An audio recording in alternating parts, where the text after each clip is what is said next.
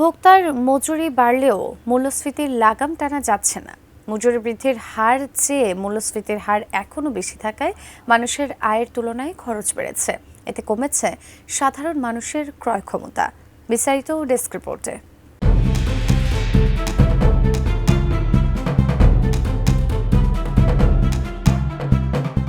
ভোক্তার মজুরি বাড়ার হারের চেয়ে মূল্যস্ফীতির হার এখনো বেশি। এ কারণে মানুষের আয়ের চেয়ে খরচ হচ্ছে বেশি, কমেছে ক্রয় ক্ষমতা। ২০২৫ সালের তুলনায় মূল্যস্ফীতির হার কিছুটা কমলেও মজুরি বৃদ্ধির হার এখনো বেশ চ্যালেঞ্জিং। পাইকারি ও খুচরা পর্যায়ে দামের ব্যবধান অনেক বেশি। পণ্যের সরবরাহ বেশি থাকলেও খুচরা বাজারে দাম মোটেও কমছে না। এর প্রভাবে মূল্যস্ফীতির হারও প্রত্যাশিত পর্যায়ে নামছে না। মুদ্রাস্ফীতির হার কমাতে এবং বাজার ব্যবস্থাপনায় শৃঙ্খলা ফেরাতে সরকারের হস্তক্ষেপ প্রয়োজন বলে মনে করছে কেন্দ্রীয় ব্যাংক। ১৫ ফেব্রুয়ারি প্রকাশিত কেন্দ্রীয় ব্যাংকের এক গবেষণার প্রতিবেদন থেকে এই তথ্যগুলো পাওয়া গেছে। গত বছর ডিসেম্বর পর্যন্ত পাওয়া তথ্যের ভিত্তিতে কেন্দ্রীয় ব্যাংক প্রতিবেদনটি তৈরি করেছে। এতে জুলাই সেপ্টেম্বর প্রান্তিকের সঙ্গে অক্টোবর ডিসেম্বর প্রান্তিকের মূল্যস্ফীতির তুলনা করা হয়েছে। তবে ডিসেম্বরের তুলনায় জানুয়ারিতেও মূল্যস্ফীতির হার সামান্য বেড়েছে।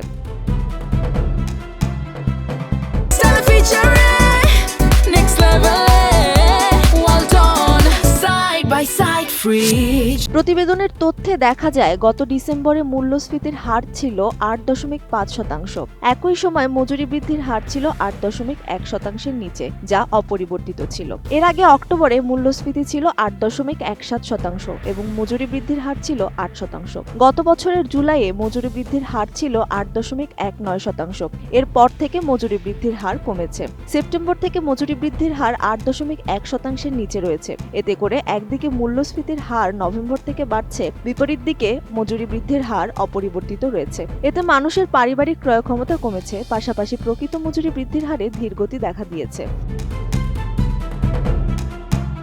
প্রতিবেদনে বলা হয়, মূল্যস্ফীতির হার কমানোর প্রত্যাশা পূরণের লক্ষ্যে খাদ্যপণ্যের মূল্যবৃদ্ধি নিয়ন্ত্রণ করতে হবে। পারিবারিক ক্রয় ক্ষমতা বাড়ানোর জন্য টেকসই নীতিগত সতর্কতার নীতি গ্রহণ অপরিহার্য হয়ে পড়েছে। এটি সম্ভব হলে দীর্ঘমেয়াদে একটি অন্তর্ভুক্তিমূলক স্থিতিশীল সামষ্টিক অর্থনৈতিক পরিবেশ নিশ্চিত করা সম্ভব হবে। অক্টোবর থেকে ডিসেম্বর প্রান্তিকে আমদানি কেন্দ্রিক খাদ্যপণ্য এবং খাদ্য বহির্ভূত পণ্য উভয়েরই মূল্যস্ফীতিতে গড় অবদান বৃদ্ধি পেয়েছে।